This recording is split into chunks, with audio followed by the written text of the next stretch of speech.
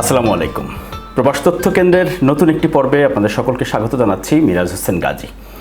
প্রবাসী কল্যাণ ও বৈদেশিক কর্মসংস্থান মন্ত্রণালয়ের পুরো টিম বলা চলে এই নতুন যেই সরকার গঠন করা হয়েছে 2024 সালে, সেই সরকার গঠনের সাথে সাথে পুরো টিমই আসলে একেবারে ঢেলে সাজানো হয়েছে বলা চলে। মাননীয় প্রতিমন্ত্রী শফিকুর রহমান চৌধুরী উনি এই মন্ত্রণালয়ে নতুন দায়িত্ব পালন করছেন। ওনার কিছুদিন আগে মন্ত্রণালয়ে যোগ দিয়েছেন মন্ত্রণালয়ের সচিব। তার অল্প কিছুদিন আগে মন্ত্রণালয়ের অন্যতম কারিগরি প্রতিষ্ঠান জনশক্তি কর্মসংস্থান প্রশিক্ষণ ব্যুরো বিএমইটির মহাপরিচালক যোগ দিয়েছেন। সে অর্থে বলা চলে প্রবাসী কল্যাণ ও বৈদেশিক কর্মসংস্থান মন্ত্রণালয়ের মতো কারিগরি একটি বা টেকনিক্যাল একটি মন্ত্রণালয়ের সবগুলো গুরুত্বপূর্ণ পদেই নতুন কর্তা। প্রবাসীদের কল্যাণ এবং বৈদেশিক কর্মসংস্থান বৃদ্ধি, গুণগত মান বৃদ্ধির জন্য চেষ্টা করছে মন্ত্রণালয়ের নতুন এই টিম। মাননীয় প্রতিমন্ত্রী, মাননীয় সচিব ওনারা ধাপে ধাপে মন্ত্রণালয়ের অধীনস্থ বিভিন্ন সংস্থা এবং মাঠ পর্যায়ে কর্মকর্তাদের সাথে মতবিনিময় করেছেন।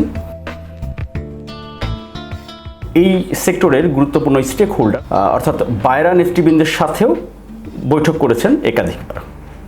ফলে মন্ত্রণালয়ের নতুন টিম যে এই খাতের কল্যাণে, এই খাতের সুনাম বৃদ্ধিতে এবং বৈদেশিক কর্মসংস্থানে গুণগত মান রক্ষা বা বৃদ্ধি করার জন্য যে চেষ্টা করছেন সেটি এরই মধ্যে আলোচিত। একটাই আহ্বান, এইটা দেশ আমাদের সবার দেশ, দেশে বিদেশে আমাদের ভাবমূর্তি উজ্জ্বল করতে হবে এবং রেমিটেন্স যোদ্ধা হিসেবে আমরা সবাই কাজ করব। সবাইকে ধন্যবাদ। আন্তর্জাতিক মানের শ্রমিক আমরা তৈরি করতে পারতেছি, তাহলে টিটিসি আর আমাদের যে প্রশিক্ষণ সেন্টারগুলো আছে এগুলোর কাজটা আমরা তো চেষ্টা করতে হবে আমরা বিশ্বমানের শ্রমিক তৈরি করা।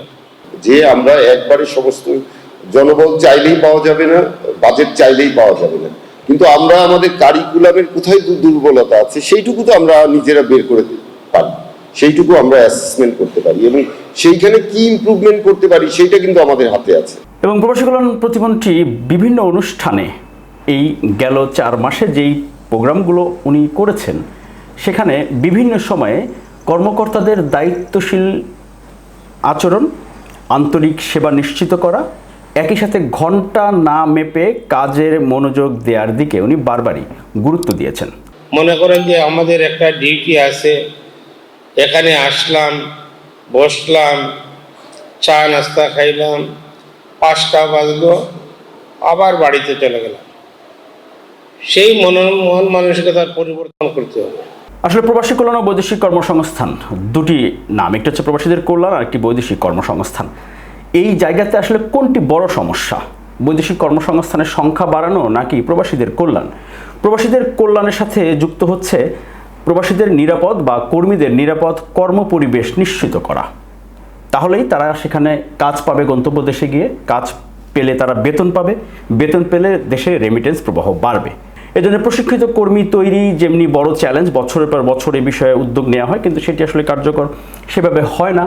অভিবাসন ব্যয়ের কথাটি বিভিন্ন সময় বলা হতো, কিন্তু কর্মীরা দেখা গেছে অভিবাসন ব্যয় নিয়ে যতটা না চিন্তিত তার চেয়ে বেশি চিন্তিত হচ্ছে বিদেশে গিয়ে তারা কাজ পাচ্ছে না বা বেতন সঠিকভাবে পাচ্ছে না বা প্রতারিত হচ্ছেন সেই জায়গাগুলো। একই সাথে দেশের আইনের যেই প্রয়োগ, নীতিমালা যেগুলো আছে সেগুলো বাস্তবায়ন করলে এই কর্মীদের কল্যাণ যেমনি নিশ্চিত হবে তেমনি বৈদেশিক কর্মসংস্থান খাতের সুনাম বৃদ্ধি হবে। এবং নতুন যেই টিম, মাননীয় প্রতিমন্ত্রী, মাননীয় সচিব ওনারা যেই চেষ্টা করবেন সেই চেষ্টা হয়তো আরও বেগবান হবে, গতিশীল হবে। বিদায় নিচ্ছি মিরাজ হোসেন গাজী এই পর্ব থেকে।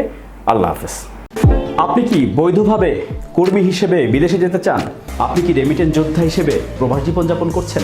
আপনার জন্য প্রয়োজনীয় এবং জরুরি সকল তথ্য হাতের মুঠোয় পাচ্ছেন প্রবাস তথ্য কেন্দ্রে।